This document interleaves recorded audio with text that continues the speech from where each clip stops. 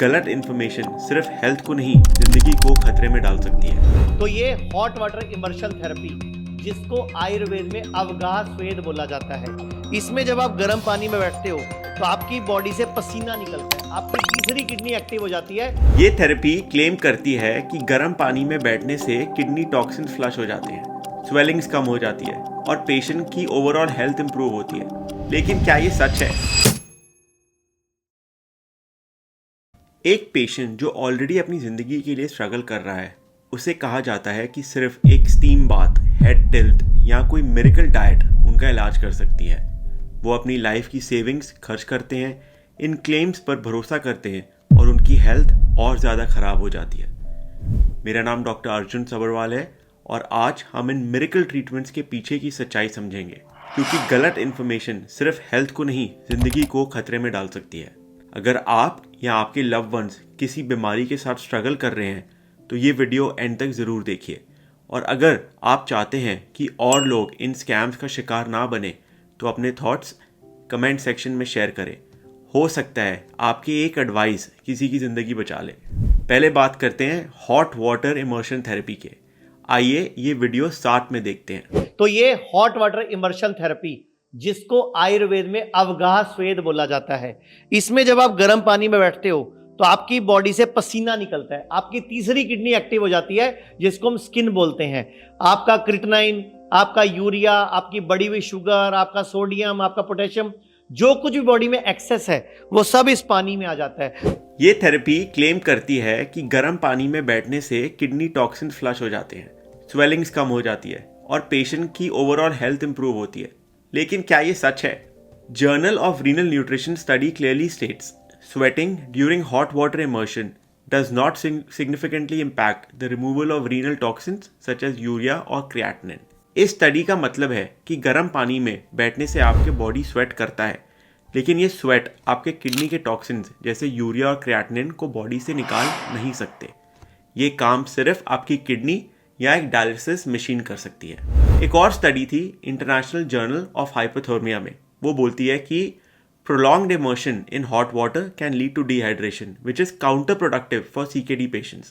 आप सोचिए, CKD patients में डिहाइड्रेशन और ब्लड प्रेशर ड्रॉप का रिस्क ऑलरेडी हाई होता है। गर्म पानी थेरेपी इन कॉम्प्लिकेशंस को और ज़्यादा बढ़ा सकती है। तो रियलिटी क्या है? ये एक टेम्पररी रिलीफ थेरेपी हो सकती है, लेकिन किडनी डिटॉक्सिफिकेशन का क्लेम मिसलीडिंग है और ये पेशेंट्स को रियल ट्रीटमेंट से डिस्ट्रैक्ट करती है। सुन के लगता है कि डिटॉक्स स्पा का ऐड चल रहा है, लेकिन सच ये है कि ये मिसलीडिंग क्लेम है। दूसरी चीज के बारे में बात करना चाहता हूँ, ग्रैड सिस्टम। ये gravitational resistance and diet, gravitational force का यूज करके किडनी का ट्रीटमेंट। सुनने में तो बड़ा फैसिनेटिंग लगता है, लेकिन क्या ये साइंटिफिकली बैक्ड है? एक critical analysis publish by Nature Reviews Nephrology बोलती है कि there is no clinical evidence that gravitational therapy has any measurable impact on repair और रीजनरेशन ऑफ रीनल नेफ्रॉन्स। इसका क्या मतलब है? ये स्टडी आपको क्या बताती है कि ग्रेविटेशनल थेरेपी का कोई भी साइंटिफिक प्रूफ नहीं है कि किडनी के नेफ्रॉन्स जो किडनी का काम करते हैं वो रिपेयर या रीजनरेट हो सकते हैं। एक और article in the Wellness Observer mentions claims of reversing kidney damage using gravity lacks peer-reviewed studies and scientific validation। इसका मतलब है कि ये बस एक अनप्रूवन क्लेम है। पेशेंट्स को ये बताना कि डायलिसिस की जरूरत नहीं है उनके लिए एक्सट्रीमली डेंजरस हो सकता है। डायलिसिस एक लाइफ सेविंग प्रोसेस है। ये सिर्फ एक सूडो साइंटिफिक गिमिक है जो पेशेंट्स को गलत होप देता है। पेशेंट्स को अपने डॉक्टर से डिस्कस किए बिना ऐसी ऑल्टरनेटिव थेरेपीज अडॉप्ट नहीं करनी चाहिए। दोस्तों, थ्योरीज और क्लेम्स की बात करके मुझे एक पेशेंट की कहानी शेयर करनी है जो आपके लिए एक बहुत इंपॉर्टेंट लेसन हो सकता है। एक पेशेंट जो 52 साल के थे, उनका क्रिएटिनिन लेवल काफ़ी ज़्यादा बढ़ गया। उन्हें डॉक्टर्स ने डायलिसिस स्टार्ट करने के लिए बोला था, लेकिन उन्होंने ये ऑनलाइन वीडियोस देखी और ग्रैड सिस्टम और हॉट वाटर इमर्शन ट्राई करने की डिसाइड किया। वो अपने रियल ट्रीटमेंट को छोड़ के इन थेरेपीज को करने लग गए। पहले तो उन्हें लगा कि उनकी स्वेलिंग और पेन कम हो रही है, लेकिन 6 महीने के अंदर उनकी हेल्थ इतनी रैपिडली डिटेरियोरेट हो गई कि जब वो वापस आए तो इमरजेंसी डायलिसिस शुरू करनी पड़ी, क्योंकि उनका क्रिएटिनिन और यूरिया जैसे टॉक्सिन बहुत ज़्यादा बढ़ गए थे। डॉक्टर ने बताया कि अगर उन्होंने शुरू से डायलिसिस की होती तो उनकी कंडीशन इतनी क्रिटिकल नहीं होती। इस पेशेंट की कहानी एक वार्निंग साइन है सभी पेशेंट्स के लिए। मिस इन्फॉर्मेशन सिर्फ आपका पैसा नहीं, आपकी हेल्थ और टाइम भी बर्बाद कर सकती है। इसलिए पेशेंट्स का अवेयर और इन्फॉर्म होना बहुत ज़रूरी है। अब एक और वीडियो देखते हैं साथ में। जब मैं बड़े डॉक्टरों के पास गया था तो उन्होंने मेरे को बोला था कि अपने आप को पीजीआई में किडनी ट्रांसप्लांट के लिए रजिस्टर करवा दो कि आपकी क्रिएटिनिन लेवल जो है बहुत हाई हो चुके हैं, किडनी ट्रांसप्लांट होगी। आपको डायलिसिस बताया ही नहीं उन्होंने? डायलिसिस की तो अभी बात हुई नहीं थी, उन्होंने यही बोला कि ट्रांसप्लांट बता दिया। हाँ, सीधा की ट्रांसप्लांट होगी किडनी। डॉक्टर्स ऐसे केसेस में प्रीएम्प्टिव ट्रांसप्लांट रेकमेंड करते हैं जहां पेशेंट्स की हेल्थ और डोनर की अवेलेबिलिटी मैच होए। प्रीएम्प्टिव ट्रांसप्लांट का मतलब है कि बिना डायलिसिस स्टार्ट किए ही किडनी ट्रांसप्लांट कर दिया जाए। ये अप्रोच सीकेडी पेशेंट्स के लिए एक सुपीरियर ऑप्शन हो सकता है और इसके पीछे मेडिकल रीजन है।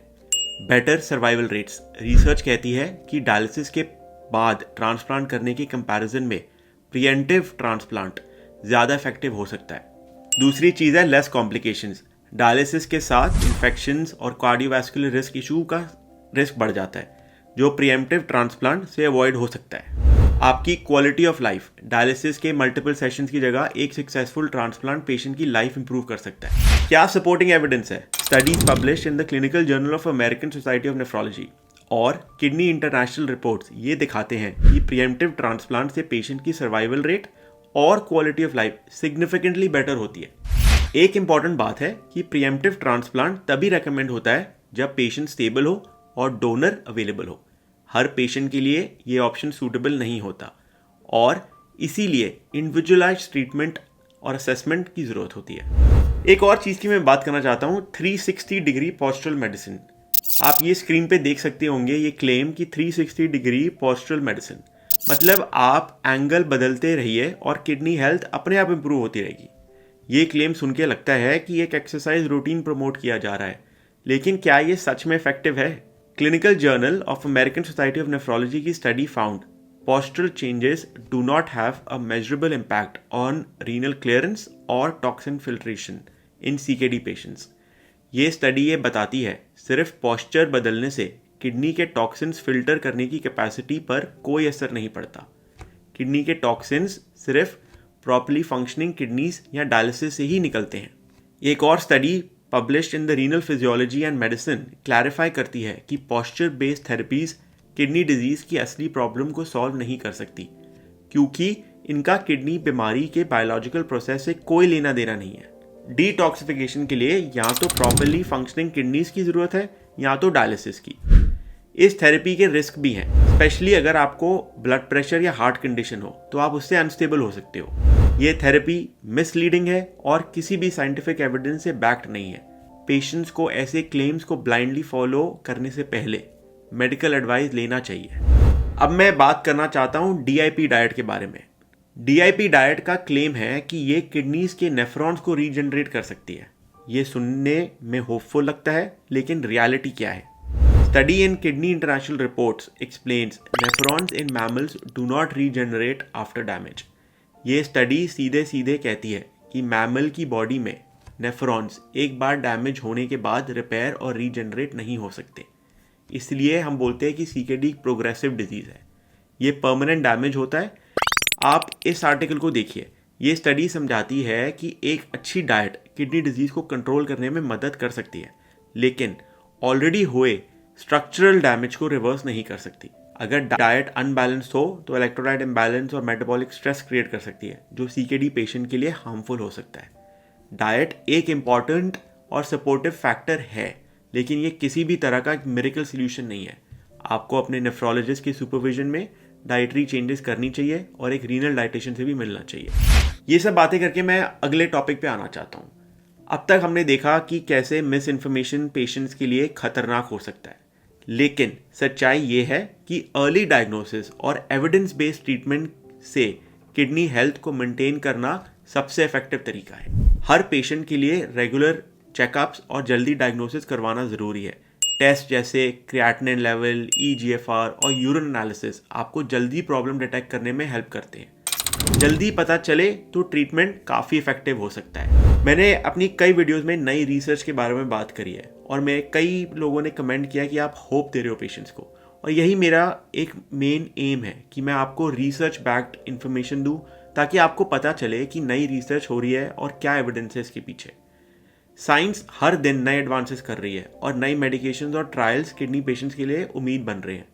मैंने बहुत बार बात की है SGLT2 इनहिबिटर्स के लिए। ये मेडिकेशंस किडनी फंक्शन को प्रोटेक्ट करते हैं और डायबिटीज़ और नॉन डायबिटिक किडनी डिजीज़ के लिए गेम चेंजर बन चुके हैं। फिनेरेनोन पे मैंने एक पूरी वीडियो बनाई है। ये एक नोवेल ड्रग है जो किडनी इन्फ्लेमेशन और फाइब्रोसिस को रिड्यूस करता है और डायबिटिक किडनी डिजीज़ के लिए अप्रूव हो चुका है। कई ऑनगोइंग ट्रायल्स चल रहे हैं। स्टेम सेल थेरेपी की बात की हमने, आर्टिफिशियल किडनी की बात करी और मल्टीपल नई दवाइयाँ आ रही हैं for kidney disease. This takes me to the next point. Kidney disease का मैनेजमेंट एक लाइफ लॉन्ग प्रोसेस है। रेगुलर फॉलोअप्स और नेफ्रोलॉजिस्ट के साथ कंसल्टेशन ट्रीटमेंट के सक्सेस के लिए ज़रूरी है। तो दोस्तों, आपने देखा कैसे गलत इन्फॉर्मेशन पेशेंट्स की हेल्थ और उनकी ज़िंदगी को खतरे में डाल सकती है। पेशेंट्स का अवेयर और इन्फॉर्म होना बहुत ज़रूरी है, क्योंकि ये उन्हें गलत ट्रीटमेंट और स्कैम से बचा सकता है। अगर आप या आपका कोई अपना किडनी डिजीज़ से स्ट्रगल कर रहा है तो ये वीडियो उन्हें ज़रूर दिखाए। अपने थॉट्स शेयर करें, क्योंकि आपके एक थॉट किसी पेशेंट को सही डिसीजन लेने में मदद कर सकती है। इस चैनल को सब्सक्राइब करें और बेल आइकॉन दबाएं, क्योंकि यहाँ आपको मिलेगी हर हेल्थ प्रॉब्लम की evidence based information. See you next week.